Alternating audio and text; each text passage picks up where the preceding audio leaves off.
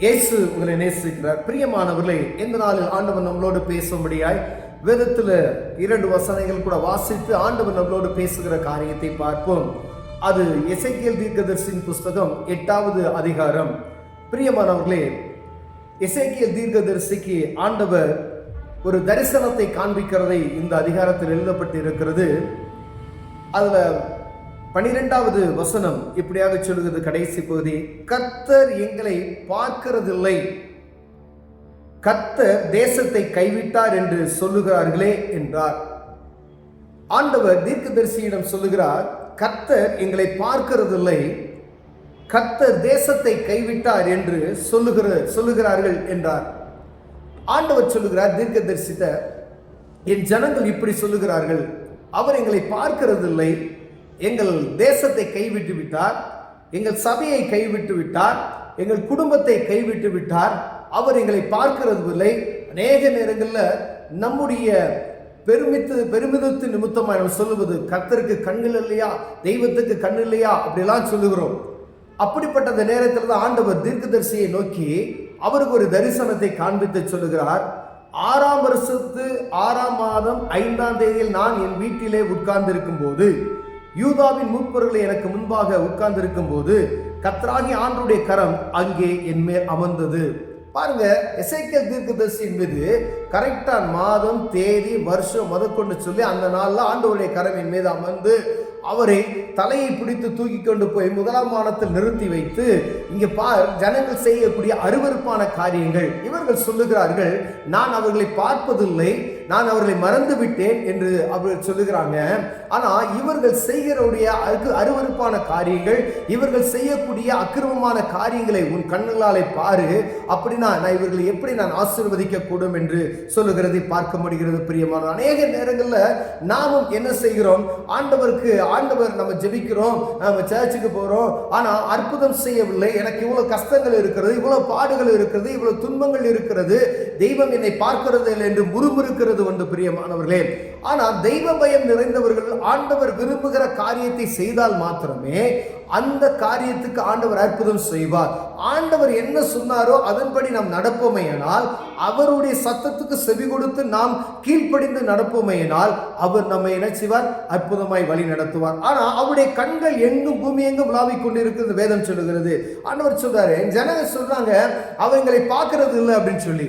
ஆண்டவர் தீர்க்க தரிசனமா சொல்றாரு, என்ன பாருங்க, வடதிசைக்கு எதிரான உள்வாசல் அண்டைகளை விட்டார், அங்கே எரிச்சல் உண்டாக்குற விக்கிரகத்தின் ஸ்தானங்கள் இருந்தது.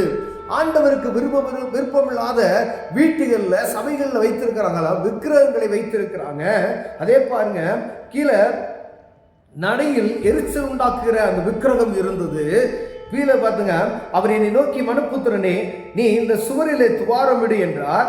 நான் சுவரிலே துவாரமிட்ட போது இதோ ஒரு வாசல் இருந்தது.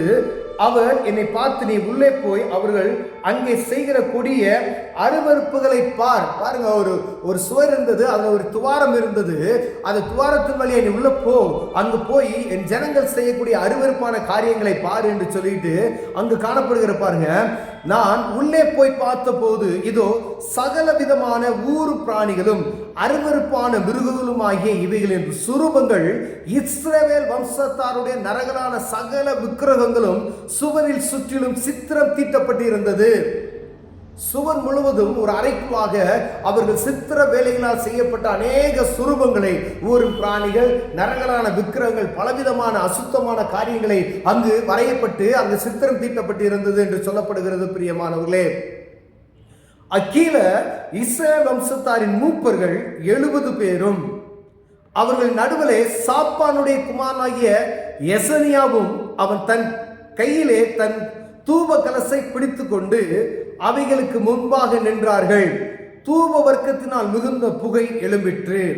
தூப வர்க்கத்தினால் புகை எழும்பிட்டான். அப்ப என்ன செஞ்சிருக்கிறாங்க, உள்ள அருவருப்பான காரியங்களுக்கு இவர்கள் தூபம் பட்டு இருக்கிறார்கள். 70 பேர் மூப்பர்கள் கூடின இடத்துல ஒரு ஆசாரியனோடு கூட சேர்ந்து ஒரு அருவருப்பான காரியத்தை செய்து கொண்டிருக்கிறார்களே என்று சொல்லி ஆண்டவர் ஒரு தீர்க்கதரிசிக்கு இவர்கள் செய்கிற காரியத்தை பார் என்று ஆண்டவர் தரிசனம் மூலமாய் காண்பிக்கிறதை நாம் பார்க்க முடிகிறது பிரியமானவரே. ஆனா என் ஜனங்கள் சொல்லுகிறார்கள், என்னை நான் இவங்களை நான் பார்க்கல, இவங்களை நான் மறந்துட்டேன், இவங்க தேசத்தை நான் கைவிட்டுட்டேன் அப்படின்னு சொல்றாங்க. ஆனா இவங்க கடவுளுக்கு விரோதமாய் எனக்கு விரோதமாய் செய்கிற இப்படிப்பட்ட அந்த காரியத்தை செய்யும் பொழுது நான் எப்படி இவர்களை ஆசீர்வதிக்க முடியும்? அதே போலதான் ஒரு தனிப்பட்ட மனிதனுடைய குடும்பமாக இருந்தாலும் சரி, ஒரு சபையாக இருந்தாலும் சரி, அங்கு இருக்கிற ஆண்டவருடைய பிரசனம் இல்லாவிட்டால் அங்கு ஆசீர்வாதத்தை நாம் பார்க்க முடியாது. ஏதோ ஒரு காரியம் நம் குடும்பத்தின் வழியாய் வீட்டுக்குள்ள குடும்பத்துல சபையில ஏதோ ஒரு அருவருப்பான காரியம் இருக்கிறதா என்று நம்ம ஒவ்வொரு நாளும் உற்று நோக்குகிறவர்களாய் காணப்படுகிறோம் பிரியமானவர்களே. வீடு அப்படின்னு சொன்னா, ஒரு குடும்பம் இருந்துச்சு அப்படின்னு சொன்னா, அந்த குடும்பத்துக்குள்ள சாபத்தீடானது ஏதாவது இருக்கிறதா? ஆண்டவருக்கு விருப்பமில்லாத காரியத்தை நாம் செய்கிறோமா? அப்படி நல்லா நினைச்சு பாருங்க. நான் ஒரு வீட்டுக்கு கடந்து சென்று இருந்தேன். அந்த வீட்டில் பார்த்தீங்கன்னா அவங்க நல்ல செல்வந்தர்கள், அங்க டிவி கிடையாது, நல்ல வசதி வாய்ப்போடு இருக்கிறாங்க. ஏன் அப்படின்னா நியூஸ்லாம் பார்ப்பாங்க, அவங்க மொபைல்ல நியூஸ்லாம் பார்த்துருவாங்க, டிவி கிடையாது. ஏன்னா நேரங்களை களவாண்டு விடுமா.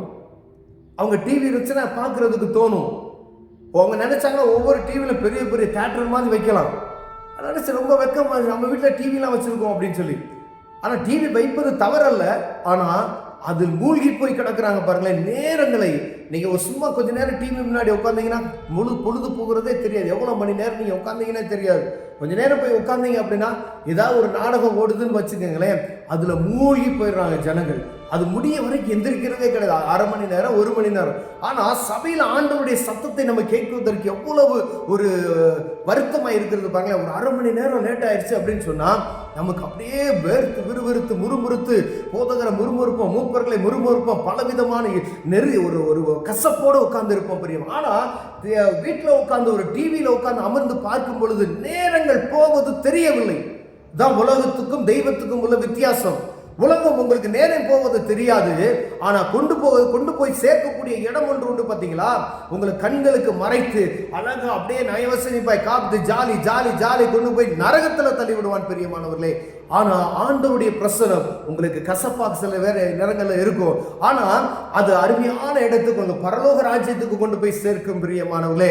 அப்ப ஆண்டவருக்கு விருப்பமில்லாத அருவருப்பான காரியங்கள் வீட்டிற்குள் உண்டா என்று பார்க்கும்படிய ஆண்டவர் உங்களோடு என்னோடு பேசுறார். ஒருவேளை நமக்கு தெரியாது, ஆனா ஆண்டவர் பார்த்து கொண்டு இருக்கிறார். இந்தந்த காரியங்களாம் தீர்க்கதரிசிக்காம இதெல்லாம் இருக்குப்பா வீட்டுல சித்திரை வரைந்து வச்சிருக்கிறாயா, இப்படி எல்லாம் இருக்கிறான், அதுக்கு தூப கலசத்தை வேற எடுத்து என்ன செய்யறான், தூபம் போட்டு கொண்டு இருக்கிறான் அப்படின்னு சொல்றார். அப்ப நம்மகிட்ட அப்படிப்பட்டதான காரியம் இருக்கிறதா? ஏன் எனக்குள்ள ஆசீர்வாதத்தை பார்க்க முடியல? ஏன் என் குடும்பத்துல ஒரு முன்னேற்றம் வரல? ஏன் என் குடும்பத்துல திருமண காரியம் தடைப்பட்டு கொண்டு இருக்கிறது? ஏன் என் வியாபாரத்துல ஒரு பெருக்கத்தை பார்க்க முடியல? ஏன் ஒரு உயர்வான நிலைக்கு வர முடியல அப்படின்னு சொன்னா இதுதான் காரணம். ஏதோ ஒரு காரியம், ஆண்டவருக்கு விருப்பமில்லாத காரியம், ஒரு சிறிய காரியம் நம்ம குடும்பத்துக்குள்ள இருக்கும் பொழுது ஆண்டவர் உங்களை ஆசீர்வதிப்பதற்கு அது தடையா இருக்கிறது பிரியமானவர்களே. அப்படின்னா நம்ம ஒவ்வொரு நாளும் நம்ம குடும்பத்துக்குள்ள யோபுவை பாருங்க, அவர்கள் பிள்ளைகள் தவறு செய்திருப்பார்கள் என்று சொல்லி ஒவ்வொரு மாதம் கூட்டிட்டு வந்து என்ன செய்வாரா, பாவ நிவர்த்தி செய்து பிள்ளைகளுக்காக தங்களை பரிசுத்தமாக்கி அனுப்புவது உண்டு. நம்ம யார் அப்படி செய்யறோம்? ஒரு வாரம் பிள்ளைகளை கூப்பிட்டு யாராவது தப்பு பண்ணியிருக்காங்களா அவங்களுக்கு நற்போதனைகளை சொல்லி அப்படி வளர்க்கறது உண்டா? இல்ல. ஆனா வேதம் சொல்லுகிறது ஆண்டவர் நம்மை பார்த்து கொண்டே இருக்கிறார். அவங்க நம்ம நினைக்கிறோம் அவர் பார்க்கல அப்படின்னு சொல்லி. தீர்க்கதரிசி சொல்றார், என் ஜனங்கள் நான் கைவிட்டுட்டேன், வீட்டை கைவிட்டுட்டேன், குடும்பத்தை கைவிட்டுட்டேன், தேசத்தை கைவிட்டுட்டேன், சபையை கைவிட்டுட்டேன்னு சொல்றாங்க. ஆனா அவங்களுக்குள்ள இவ்வளோ அக்கிரமமான காரியங்கள் இருக்கும் பொழுது நான் இவர்களை எப்படி ஆசீர்வதிக்க முடியும்? கடைசி வசனம் பார்த்தோம்னா, நானும் உக்கிரகத்தோட காரியத்தை நடப்பிப்பேன், என் கண் தப்ப விடுவதும் இல்லை, நான் இறங்குவதும் இல்லை. அவர்கள் மகா சத்தமாய் என் செவிகளை கேட்க கூப்பிட்டாலும் அவர்களுக்கு நான் செவி கொடுப்பது இல்லை என்று சொல்லுகிறார். ஒரு நாள் வரும், அந்த நேரத்தில் ஆண்டவருடைய கோபாக்கினை வரும் பொழுது அது தப்பித்துக் கொள்ள முடியாது. மகா சத்தமிட்டு கூப்பிட்டாலும் அவருக்கு நான் என்ன செய்ய மாட்டேன், செவி கொடுக்க மாட்டேன். இன்னைக்கு அவங்களுக்கு நான் சொல்றது கடினமா இருக்கும், ஒருவேளை அதை கேட்பதற்கு காதில்லாதவர்கள் போல இருக்கலாம். ஆனா ஒரு நாள் அவர்கள் துன்பத்தின் பாதையில் நடந்து செல்லும் பொழுது அவரை நோக்கி கூப்பிடுவார்கள், நான் செவி கொடுக்க மாட்டேன் என்று சொல்கிறார். பிரியமானவர்கள், ஒருவேளை இப்படிப்பட்டதான காரியம் நமக்குள்ள இருக்குமெல்லாம் ஆண்டவர்கிட்ட முறையிட்டு, ஆண்டவரை என்னை மன்னிங்கன்னு சொல்லி அவர் சத்தத்துக்கு செவி கொடுத்து நடப்போம். கண்களை மூடுவோம், ஜெபிப்போம். அன்பின் தகப்பனே, ஆண்டவருக்கு பிரியமில்லாத காரியம் எங்க குடும்பத்துக்குள்ள, எங்க வீட்டுக்குள்ள, சபைகளுக்குள்ள இருக்குமேனால் கர்த்தரை மன்னித்து அதை மீண்டும் செய்யாதபடி எங்களை காத்துக்கொள்வீராக. இயேசுவின் நாமத்தில் பிதாவே, ஆமென்.